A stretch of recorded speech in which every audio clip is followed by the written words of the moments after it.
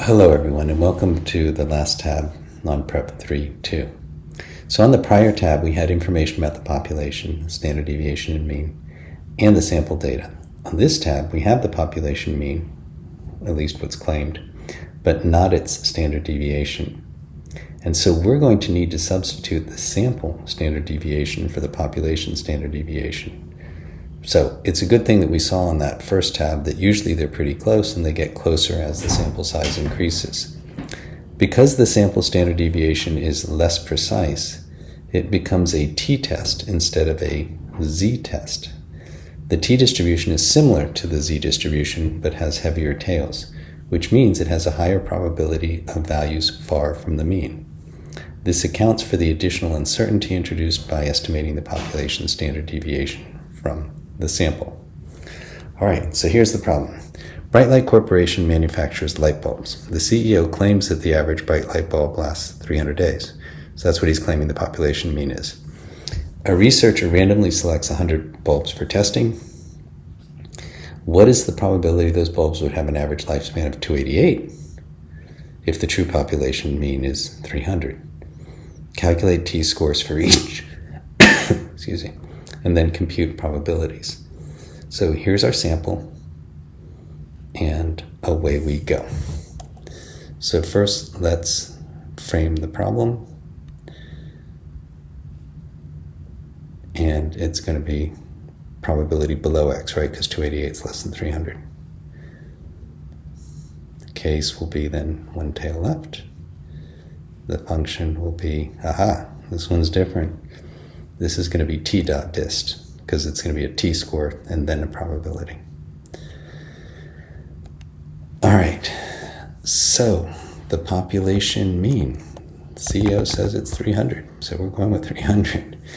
And the sampling distribution gets 300 also, because it always matches the population. All right, the sample mean is going to be the average of all these, which we've already hinted is around 288 and change. And then the variability in the population, we don't know it. But we can calculate the variability in the sample. So standard deviation dot s for the sample. And we're going to cheat in a way. We're going to use that for the population. So it just equals that one. All right. And then for the sampling distribution, remember that's defined by sigma divided by, oh shoot, I did it again. I got to count them first. Equals count all these. I think it's 100, but let's see. Yeah, it's 100. Okay. So equals sigma divided by the square root of 100, which is 10. So this is, notice how that's just like one decimal moved over from those guys as a result, because you're dividing by 10.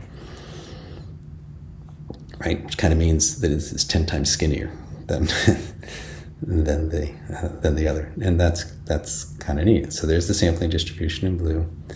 There's the population in red, samples in black. They're kind of real close to each other. There's our sample mean right there, that dot. And that looks like it's in the tail of the distribution. So this does not look likely. The 288 does not seem to be a reasonable value to get in a sample, especially a large sample like this, if the true population mean is 300. But let's play it out. So x bar minus mu. Here's x bar minus mu. There's the observed difference, which is 11. And then we take the observed difference and divide it by the expected variability. But remember, it's the variability of sample means, which is this guy. And then we calculate the probability, and this is a t-score, probability of observing a t-score, like that. So that's going to be t dot dist. Instead of norm dot s dot dist, it's t dot dist. And there's x. Now we do the degrees of freedom, which is always sample size minus 1. And then true. So there's only a 1% chance that you would observe that if the sample really did come from the population. So as you can see here, that places it in the what statisticians would call the rejection area over here. Very unlikely to have happened. And we'll talk about the implications in the next module about, well, what do you do when it's really unlikely? What conclusions do you reach? Okay, so what's the SDSM? Oops, it's the distribution of all possible sample means. Size of X bar.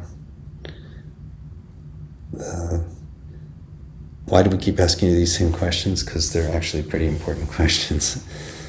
So as the sample size increases, the sample mean approaches the population mean. Remember, this is really, big sample. So, these are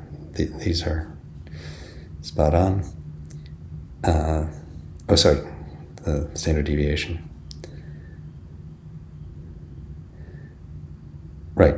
So if the samples are getting closer and closer to the population, then the deviation from the population gets smaller and smaller. All right. What does the probability of X bar represent? Probability of getting a sample mean of 288. The true population mean is 300. And why do we measure in the left tail of the distribution? Because the sample mean diverges to the left. There you have it. You've finished Prep 3-2. Congratulations.